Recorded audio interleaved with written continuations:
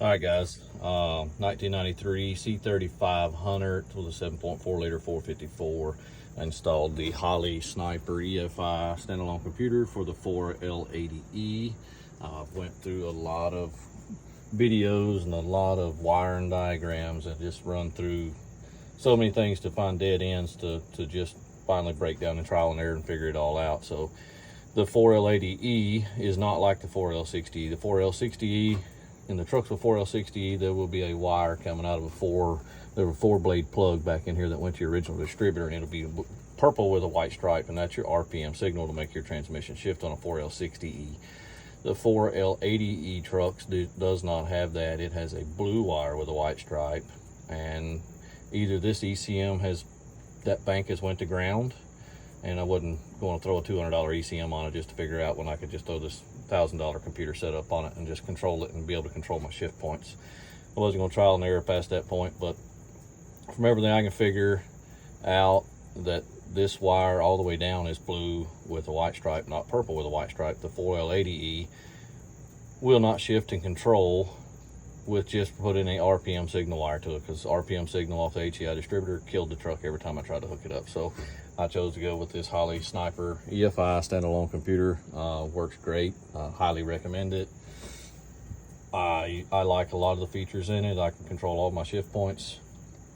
It is what they advertise, and it does a very, very well job. I really am impressed with it. So with that and hooking it up, you've got some extra wires that comes in the harness. This purple wire is going to be for a camshaft position signal for like your shift points, RPM, for it to read. You don't need that one. The white wire, if you have this feature and want to use it, you can, but you have to do a camshaft input signal off a camshaft signal sensor that's over there. I didn't choose to use that. I chose to use the white wire that you see here. It's running this harness, goes over here, and it's just hooked into the, because you got two points over there. You've got your RPM signal for your tachometer, and then there's another wire there. It's RPM signal as well. They went to your original distributor. I'm using, of course, one that goes to feed to HEI, then the other one was just laying there loose, so that white wire is just connected into that. TPS, you have to put the TPS kit on your carburetor. Plugs in right here, works perfect. No issues with that. You can calibrate it with your throttle pedal with the computer when you get it all set up. So gravy. So like I said, the white wire, just run it to RPM signal. A few other things is I got to do a little bit more cleaning up here. I've got some wire loom laying here, so still cleaning some up. But you have two positives, and they're battery positives. So the solid red are battery positives. You got two grounds, they're battery grounds. I'm actually going to move them around and clean this up and not leave it just hanging out right here.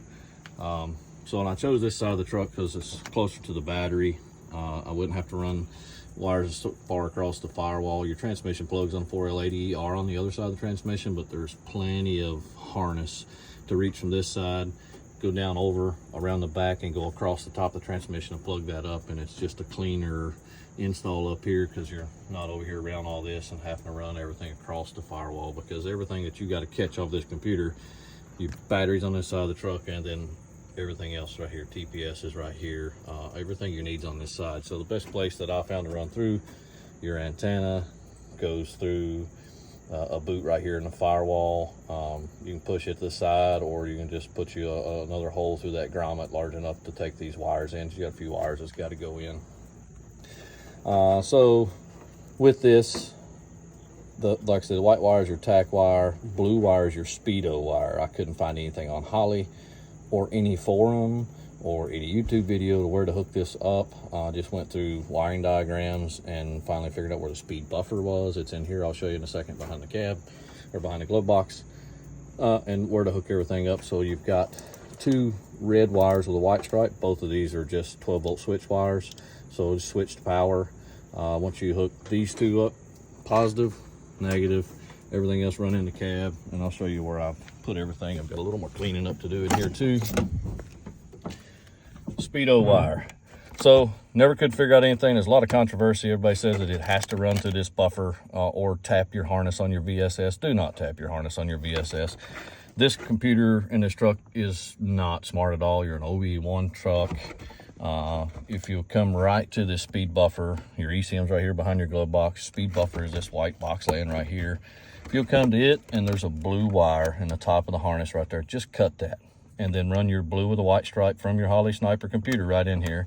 There's several different opinions on what the speed should be for the count pulses per mile coming in. Holley has it preset. When you put your transmission in, your engine and everything, it's already preset in a computer for what your signal needs to be. This in particular one's 4,000. I got 35-inch tires on this truck.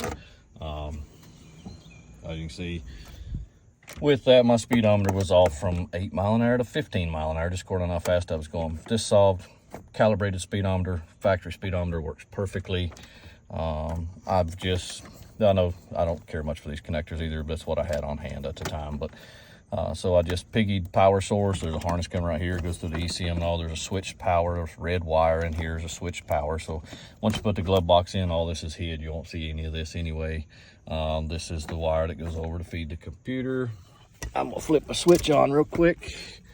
I'm not gonna start the truck, but as the computer fires up, you can see it has several gauges, and you can change tons of those and go through many different things for whatever display you want to read out on that. So, and that ashtray is just where I chose to mount that. But to wrap up, that's everything. Leave a question and comments if you got any. And yeah, sorry about the ticking. The gate just keeps going over here for a few seconds. Then it finally shuts off. But there's your 2 switch wires. Come in here. Speedo wire, very controversial information, very hard to find. Blue wire coming out of your buffer, goes through your speedometer. Your buffer does not need transmission speed anymore because you're not controlling anything. Now, you still do have to have this for your other speed sensors. For what little bit of ABS technology these trucks have, you still need this plugged up to keep the lights off in the dashboard. One more thing was, what did I do with that? So you see that little light bulb laying in there? Once you go carbureted, service engine soon light won't go off. Pull the dashboard out and just pull the light bulb out of it and you're done. That's it. Have a good day.